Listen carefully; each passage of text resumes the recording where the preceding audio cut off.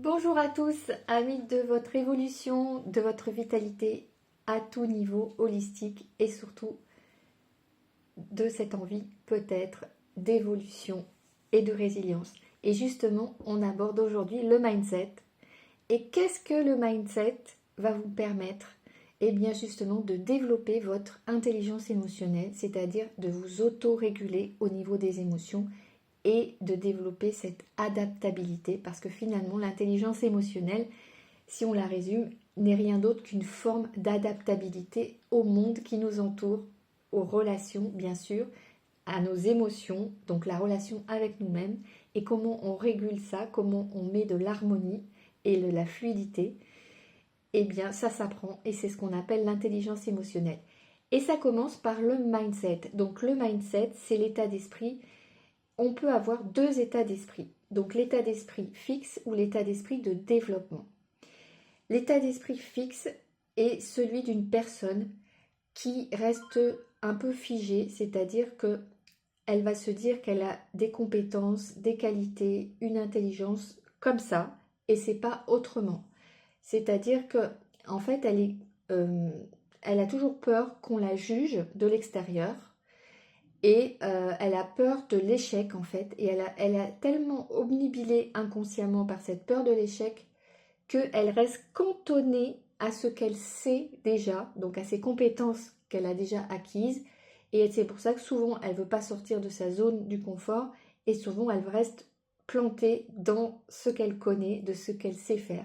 Et donc elle reste fixée là où elle est et quand on veut lui dire, bah non, il y a peut-être d'autres solutions, elle va se bloquer, il va y avoir une émotion forte de protection, ça peut être une émotion de tristesse, de colère, en tout cas c'est souvent une forme de rigidité, parce qu'elle est sur la défensive, parce qu'elle a peur d'être dans l'échec si elle sort de ce qu'elle connaît. Et c'est pour ça qu'on dit c'est l'état d'esprit fixe, vous comprenez? Donc on connaît tous des personnes comme ça, et même nous, on a parfois cet état d'esprit fixe.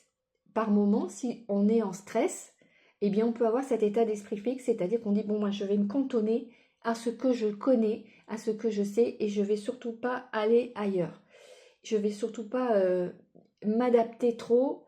Voyez, en fait, c'est des émotions qui peuvent bloquer ça, donc des émotions aussi de stress. Une personne dans l'état d'esprit fixe a souvent été stressée dans sa jeunesse et souvent a eu peur du jugement des autres. Donc moi d'ailleurs j'ai été dans ce cas-là quand j'étais jeune, mais j'ai très tôt appris cet état d'esprit aussi de développement. J'ai très tôt vu que c'était une fenêtre ouverte pour mon mindset, pour mes émotions. Parce que qu'est-ce que c'est que l'état d'esprit donc de développement ou d'enseignement? C'est justement quand on veut sortir de ce qu'on connaît, c'est-à-dire qu'on s'autorise à s'adapter aux autres, on s'autorise à s'adapter au monde qui nous entoure et on croit en notre capacité à développer d'autres capacités. On croit qu'on peut évoluer tout simplement. Donc on a cet état d'esprit d'apprentissage. On se dit, tiens, oui, et si je progressais? Tiens, oui, finalement, je me fais confiance, je peux avancer, comprendre des choses nouvelles, progresser et du coup développer certaines compétences ou certaines capacités. Voilà, c'est ça, cet état d'esprit d'apprentissage, c'est je peux toujours m'améliorer, où c'est que je peux m'améliorer, et donc on se pose plus la question comment les autres vont me juger, mais plutôt comment je peux progresser, comment je peux m'améliorer, tout simplement. Donc c'est vraiment l'état d'esprit aussi de la bonne volonté, vous voyez. Et comment on reconnaît aussi qu'on est dans l'un ou dans l'autre, parce que ça dépend des moments, c'est vrai qu'il y a des moments où on peut être encore dans l'état d'esprit fixe et il faut le reconnaître. Il y a des gens qui sont, on va dire, à 70% dans l'état d'esprit fixe et que ils le savent qu'ils sont coincés, mais ils ont du mal à sortir de cet état d'esprit fixe. Alors, il y a 4 questions à se poser pour savoir dans quel état d'esprit vous êtes. Alors, la première, c'est est-ce que vous pensez que mon niveau d'intelligence est quelque chose de très caractéristique que je ne peux changer? Voilà, donc posez-vous la question, répondez-y, mettez sur pause si vous voulez la vidéo pour y répondre.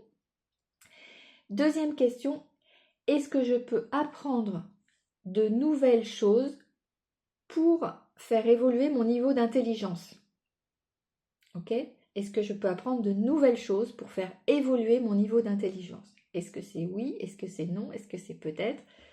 Et troisième, essayez plutôt de répondre par oui ou non, hein, c'est quand même mieux. Est-ce que je peux changer mon niveau d'intelligence? Et enfin, quatrième, est-ce que vous pouvez toujours modifier, toujours cette fois-ci, mon niveau d'intelligence? Alors, vous avez bien compris, je pense que les questions 3 et 4, justement, surtout si vous répondez oui, concernent l'état d'esprit de développement, c'est-à-dire que vous vous autorisez à vous développer finalement, à apprendre. Ok? Et pour terminer, dites-vous bien que les émotions nous permettent, enfin surtout la régulation émotionnelle, va nous permettre de nous adapter davantage à notre environnement. C'est-à-dire que les obstacles, au lieu de nous figer sur place, parce qu'on va les prendre comme un défi et on va se dire, et si j'avançais malgré tout? Et si je pouvais quand même apprendre de nouvelles choses et aller de l'avant? Voilà, donc répondez à ces questions, ne vous jugez pas. Et en principe, ça va pencher soit vers les questions 1 et 2, et donc vous serez plus état d'esprit fixe, ou les questions 3 et 4, où vous serez plus état d'esprit d'apprentissage. Ok? Donc, ou de développement, c'est pareil. Donc, je vous souhaite de vous diriger, quoi qu'il arrive, davantage vers cet état d'esprit d'apprentissage, car il va vraiment vous élever et vous donner une force incroyable de résilience. Et surtout, il va vous permettre de vous autoréguler aussi plus facilement dans vos émotions. Et surtout, d'échanger, en fait, avec le monde qui vous entoure pour apprendre et pour vous expandre dans vos talents, dans vos compétences et vos capacités. Allez, répondez bien aux questions et demandez-vous aussi, une fois que vous avez répondu, dans quel domaine, si par exemple c'est dans le domaine personnel, est-ce que je suis plutôt comme ça? Et vous répondez aux 4 questions, et puis essayez de le faire dans le domaine professionnel ou dans certains domaines de votre vie, dans des projets particulièrement qui vous tiennent à cœur. Parce que souvent, quand il y a des choses aussi, il y a des enjeux, on ne réagit pas de la même manière. Donc, posez-vous ces 4 questions dans les différents domaines de votre vie. Vous allez être surprise.